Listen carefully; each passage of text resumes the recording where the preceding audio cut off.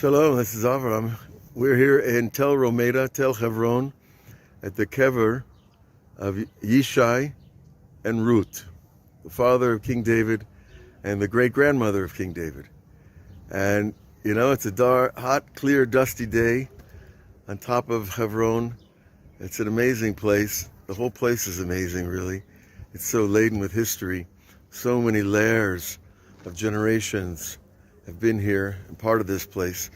So we're going to take a little tour. We're going to give a little shiur about Ruth and Sarah and Esther, the real queens of Israel, and hope you join us. You know, as we approach the site of the Zion of Yishai and Ruth, here a few days before the holy day of Shavuot, the receiving of the Torah, and of course King David was born and passed away on Shavuot, so it gives a lot of extra significance and importance to us. And you know, if you look around and you think what's happening behind every door and every window, you might not want to stay here too long. But you know, as Jews, we feel at home in our land, and even if there are places that are dangerous, we first have to check the inner GPS. You know, there's the external GPS will take us many places, but the real place we need to go is our heart, because that's where fear wants to invade. That's where fear wants to take over all the holy inspirations that we have. Now over here you see the other side of Hebron. There's a lot more to see than this little camera can show, but you see we're coming up to the entrance of the Zion and Kever Yishai and Ruth, and it's just kind of awesome, you know, that these people were really role models for hundreds of thousands, maybe millions of Jews that have learned the Torah and learned about their lives and their self-sacrifice for an idea, the idea of the one God, the God of Abraham. So, you know, when a human being sacrifices himself for an idea, he can do anything. You see the entryway, they've done some beautiful work here. Handmade shelves and benches out of polished wood. And all the old stonework, who knows how long it's been here. I don't, but there's my wife waving in the shade. But it's just a spot to come and to sit and to meditate and to reflect. And you see that this has all been put together by people that are dedicated to Hebron, dedicated to the holy city of the forefathers. You see a plaque here explaining some of the ideas here. It says here, on Shavuot, many Jews follow the custom of ascending to the tomb and reciting the scroll of Ruth.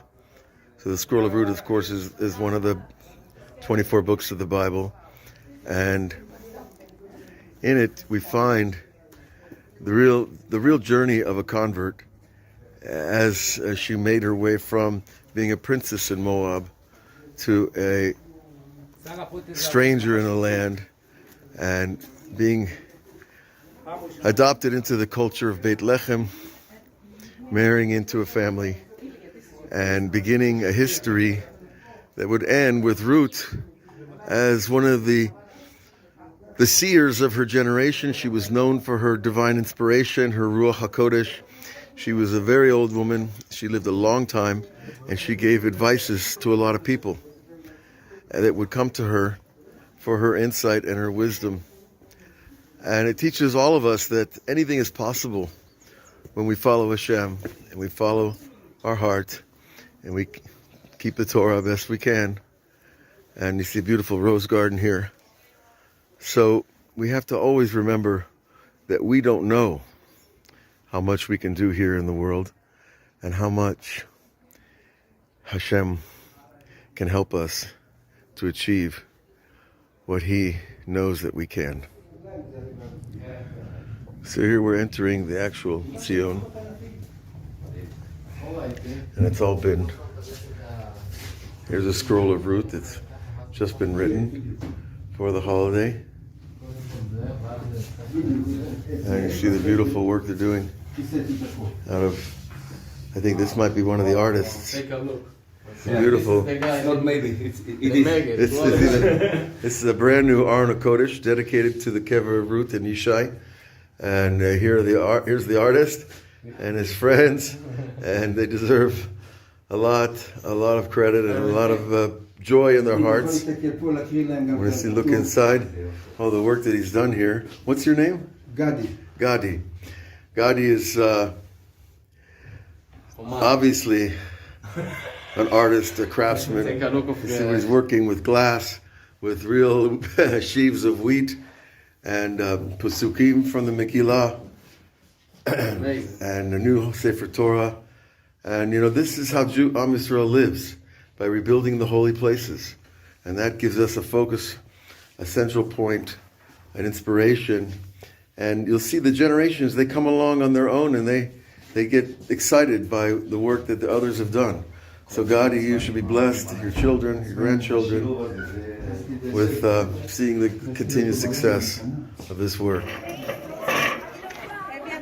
So we're going to ascend now to the top of the cave of Rut and Yishai. You can see some old military outpost here. And get a look of Hebron from afar. Maybe a little wider angle. It's a pretty big city, it looks like, from here. And it's a useful tool, meditation, to imagine yourself back here when Avraham Avinu was here. Imagine when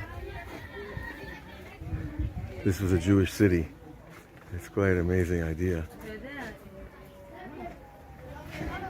But it's Jewish now, with a lot of our cousins, and it should only grow and prosper.